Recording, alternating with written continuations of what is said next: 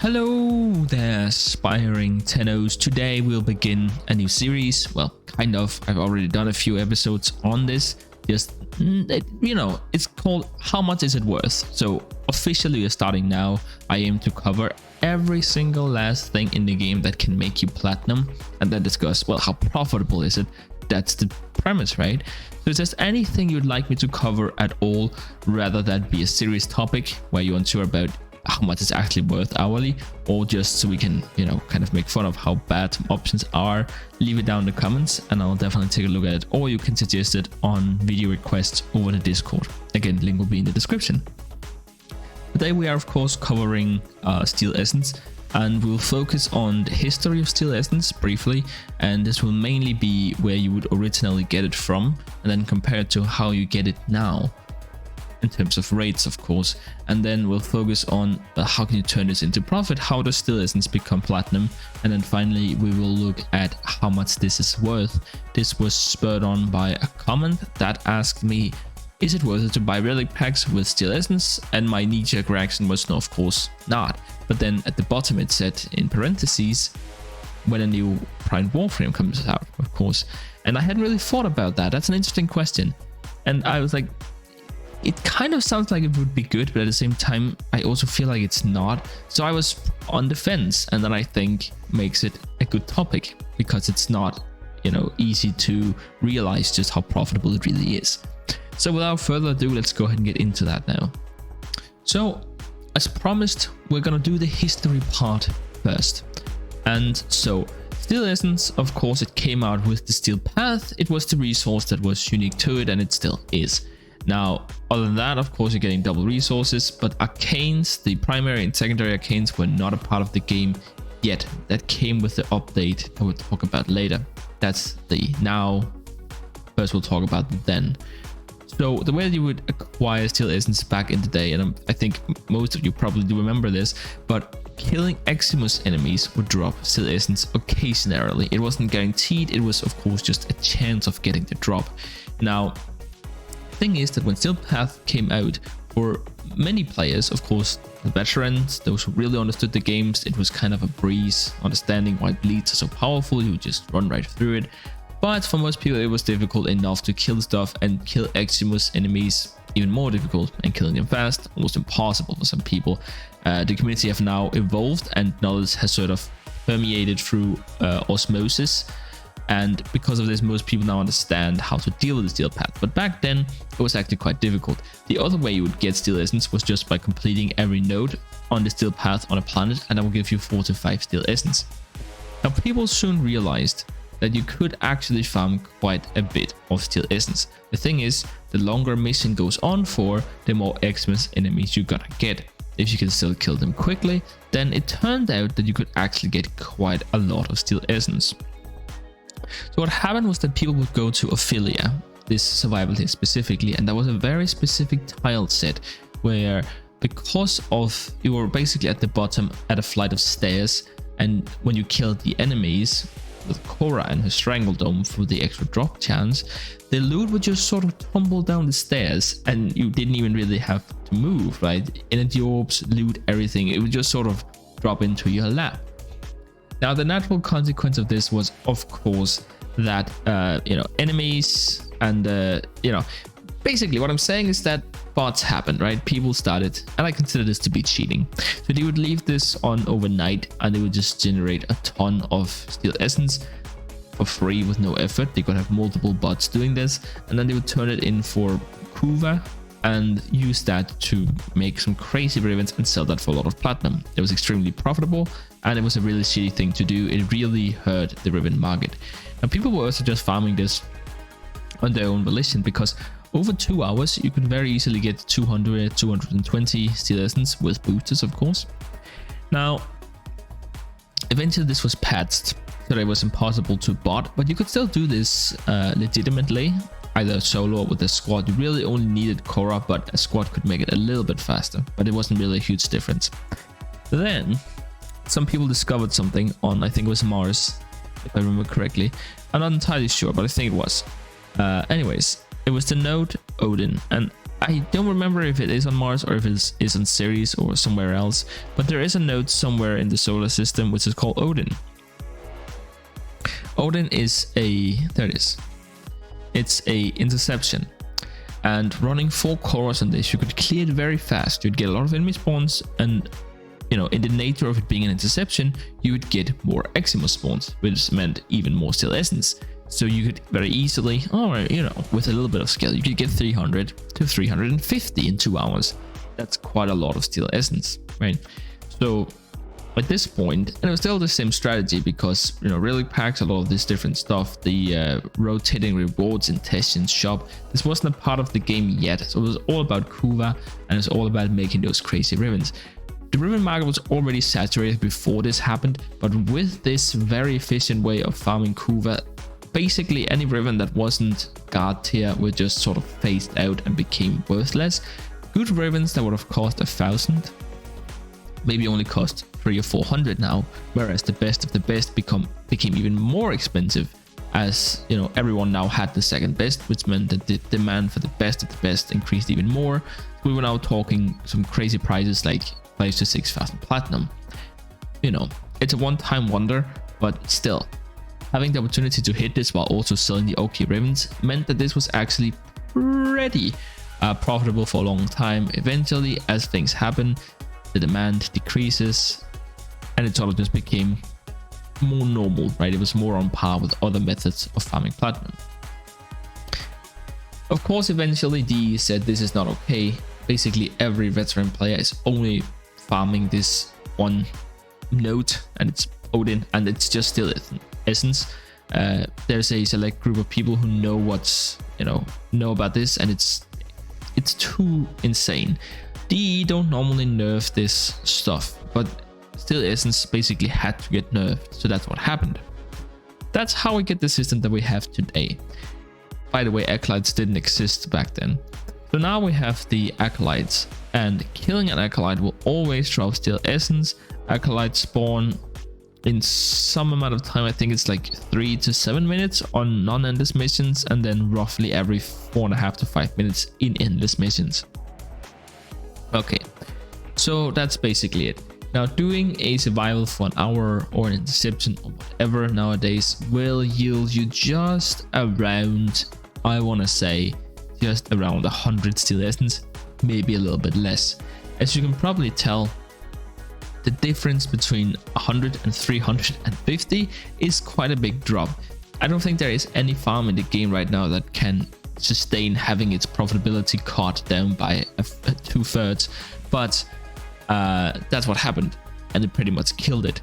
And for me and many people, we just sort of moved on because we figured, well, it's done, right? The way nowadays it's Acolytes, and then we have the missions up here as well for Steel Essence. Hold on, right? Oh yeah, here it is. You get 5 Steel Essence, and then if you kill the Acolyte as well, you get 9. Pretty damn decent, but just not really that worth a profit. I hadn't considered the aspect of the relic packs, so I think we need to go and discuss that next, because that is one way of turning into profit. But I guess let's go ahead and talk to Teshin and see what he offers. We can talk about what options you even have for making platinum. If we take a look at these items, and no, that's not right.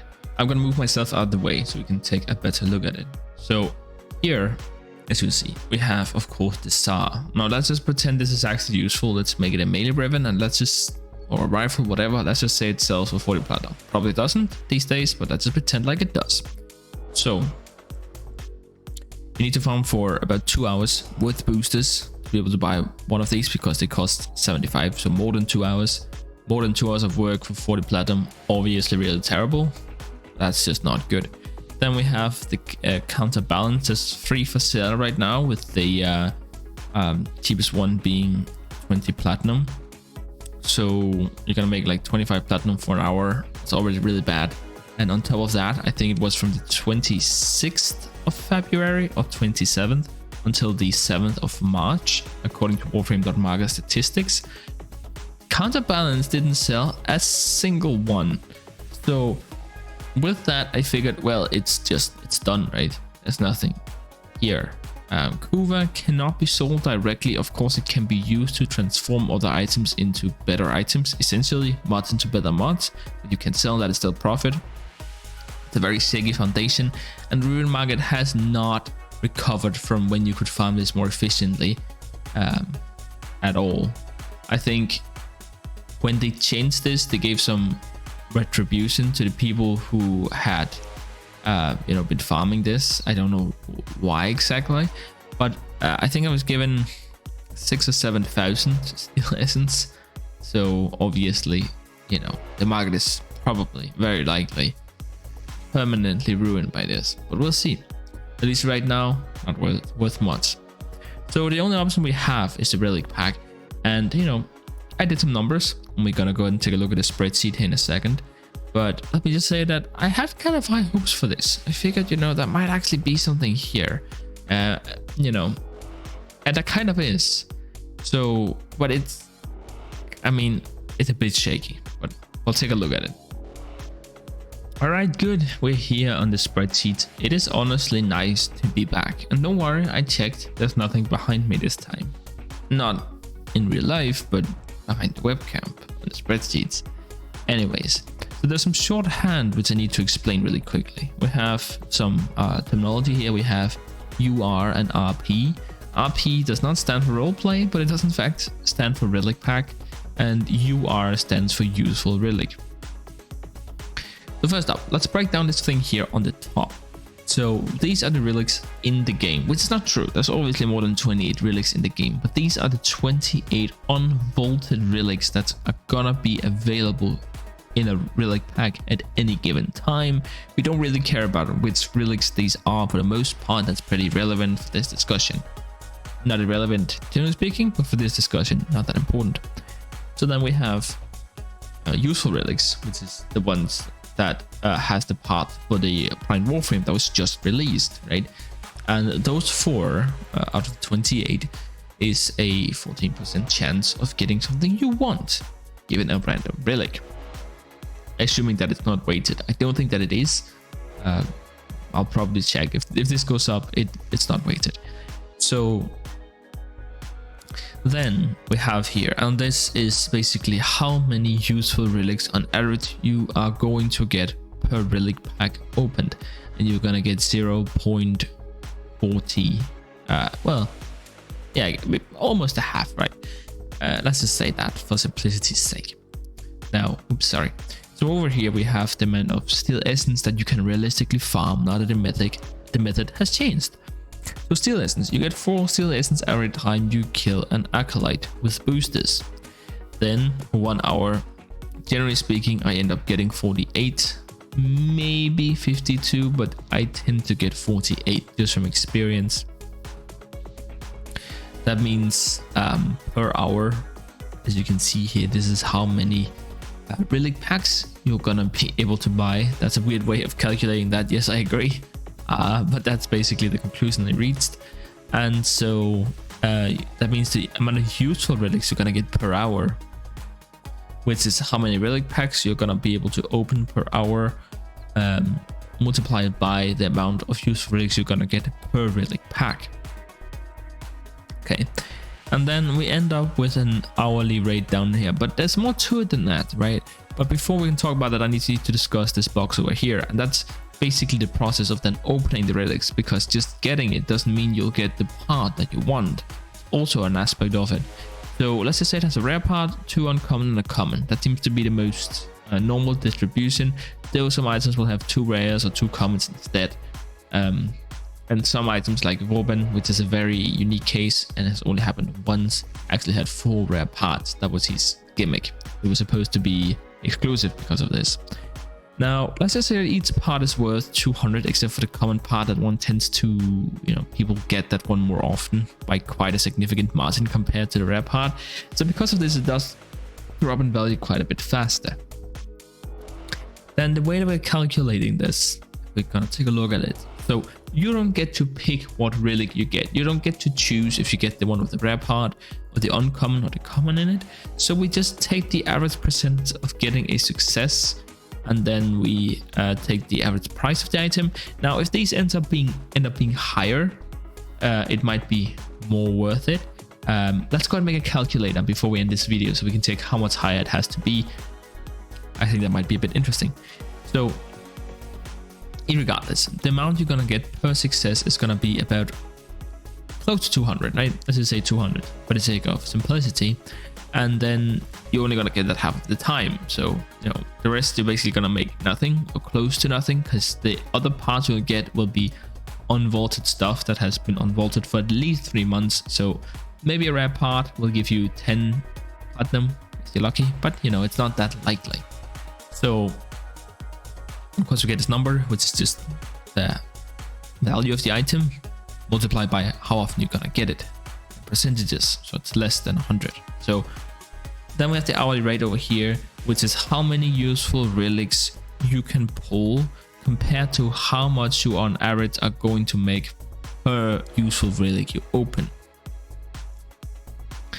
So actually I'll be back in a moment. Let me transform the spreadsheet into a calculator, and then we can go ahead and take a look at what happens if these prices are higher. Okay, so before we proceed from here, I have to say that there is a level of speculation that goes into this, and it's different for every Prime Warframe. But given these numbers, you can then assess how worth it is by looking at the actual prices of the Prime item as it comes out. Pay attention to trade chat, it will be blowing up with people trying to sell this. Try and gauge the price from there. That's the best I can do. It's always a bit different, but basically what we have here, so we're now looking at these prices a bit differently. So we're saying the rare part usually sells for the value that it contains within the set, whereas the uncommons tend to be dropping quite a bit faster. Whoops, my bad. Tend to be dropping quite a bit faster, whereas the common part drops so fast that the set price cannot keep up at all.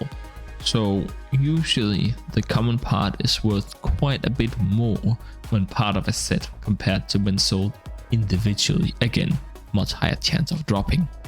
Makes sense, right? So, and you know, hourly rate here is actually in huge quotation marks, because you know, there's a bit of a caveat here, right? Right now the set price is at 1600, and I've had a friend who sold a set at this price, so it is possible, can happen, but you got maybe an hour depending on the set to do this. You have to be one of the first people to do this. The problem is, if you're doing this in a squad with 4 other people, by the time you have a full set, there is 4 sets in the market at least. So that's something to keep in mind. But you might be able to pull this off once, and at that point, is it then worth it? Well, it's a bit up in the air still. You can of course buy the missing parts. If you get 2 parts, 3 parts, buy the last one, sell it as a set. Try and sell it as a set, that's risky, but it is an option. Now, if you sell the parts individually, as you can see here, you can expect to make about 220 platinum an hour. An hour in huge quotation marks, because this is for the first hour, and then the price is gonna drop dramatically throughout the first day. The price just goes straight down, and that's because there are not that many people on the market who has the funds and are willing to pay this much for Prime set. There are people with 1 million platinum. They don't care. They'll buy it when it comes out. These are barons of, I guess, the industry. They don't care. There's not that many of them. The price has to decrease so that other people with few resources can also buy it. Okay. But as a side hustle, yeah, sure, you can do this, but don't go out and farm 2,000 steel essence, because you're not gonna be able to liquidate it fast enough when the next Prime Warframe comes out. But if you want to farm out 300, well, okay, you can always buy an Umbra Former if that comes out, and then you have the opportunity to try and jump on this when it comes out. I guess a more interesting question is, how does this stack up against what's it called, the medallions from the Syndicate, which you can also use to instantaneously buy a lot of relic packs when a new Prime Warframe comes out. And in terms of time investment, I think that will be another video coming out soon. So if you're interested in that kind of stuff, why not subscribe? I think this is everything I wanted to talk about Steel Essence this time. And you know, it's actually a pretty decent option. One other thing kind of that I want to, you know, kind of, I guess it's worth mentioning.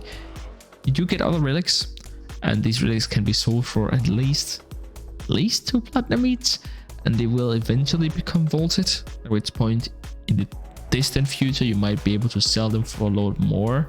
If we're talking about investments that goes that far into the future, I think that's way better way to invest your time. I think you'd be better off farming mother tokens in that case. A more complete video on the exact value of mother tokens is also in the pipeworks. I'm currently working on it.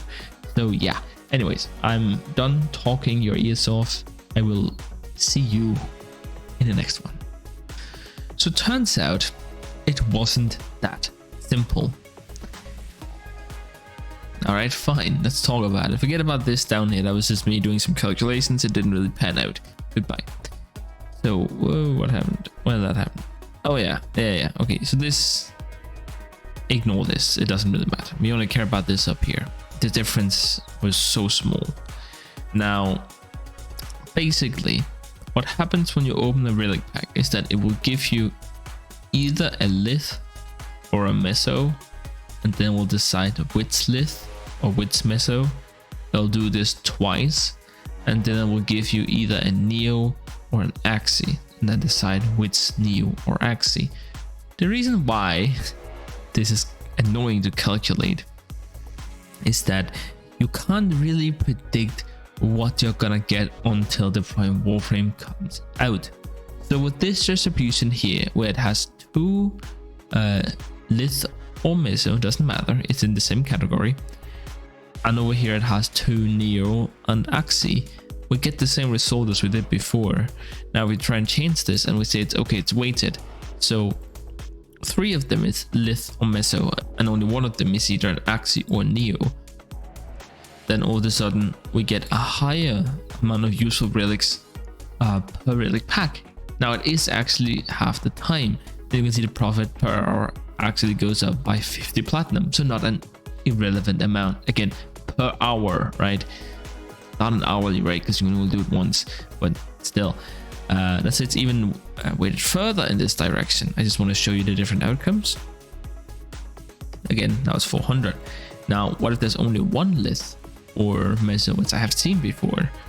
All of a sudden, oh wow, now it's really bad. What if there's like no lith or meso, as with the Warframe Prime, right? Now it's really bad. So my general consensus is that with a normal distribution, which is normal, this is generally speaking what we're gonna get, even if the price drops down to 500, let's try that, because that's where the price will stay for a day or so. So this is more reliable in terms of hourly rate. If you think 94 for set price is a good hourly rate, then sure, you can do this. But I would rather just farm the relics when they come out, or try and buy them from other players, or flip items. I think there's better options.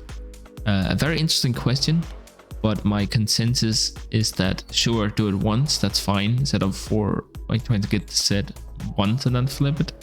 But again, for like hourly rate of doing it throughout an entire day, after the Prime Warframe comes out, not worth it. Anyways, for real, see you in the next one.